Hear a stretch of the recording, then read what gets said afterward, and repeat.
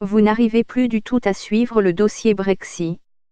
Pas de panique, BBC Afrique vous explique tout.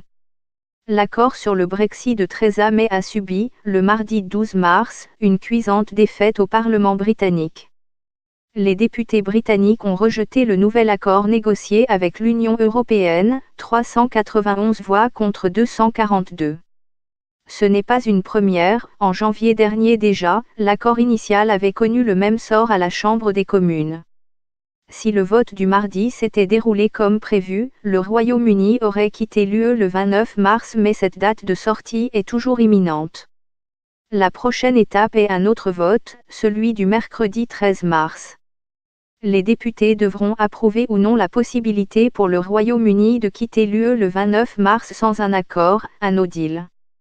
Quitter l'UE avec un no deal et donc sans la période de transition de 21 mois prévue par l'accord comporte des risques importants pour l'économie, l'immigration, la santé, etc. Si le Parlement rejette un Brexit sans accord, vous l'avez peut-être deviné, un autre vote aura lieu le jeudi 14 novembre. Cette fois-ci sur un report ou non du Brexit après le 29 mars. Mais l'Union européenne devra donner son accord à l'unanimité si les députés votent en faveur d'un report du Brexit. Le backstop ou filet de sécurité qui pourrait transformer l'Irlande du Nord en territoire douanier unique est la pomme de discorde du dossier Brexit. Les parlementaires britanniques se sont engagés à éviter le retour d'une frontière physique entre l'Irlande du Nord, province britannique, et la République d'Irlande.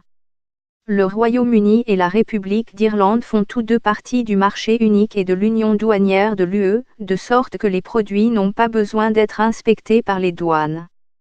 Le backstop, justement, est une sorte de filet de sécurité, qui pourrait s'appliquer à la frontière irlandaise après le Brexit si aucune solution n'est trouvée afin d'éviter le rétablissement d'une frontière physique.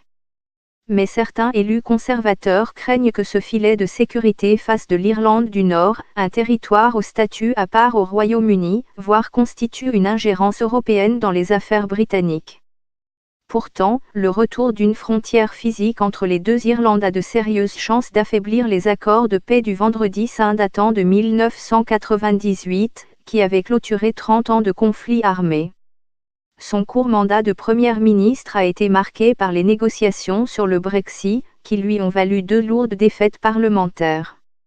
Une autre défaite significative à la Chambre des communes risque d'affaiblir encore davantage Theresa May et d'amplifier les appels à sa démission. Parmi les conséquences possibles, la Première ministre pourrait être confrontée à des élections générales, la deuxième de son mandat.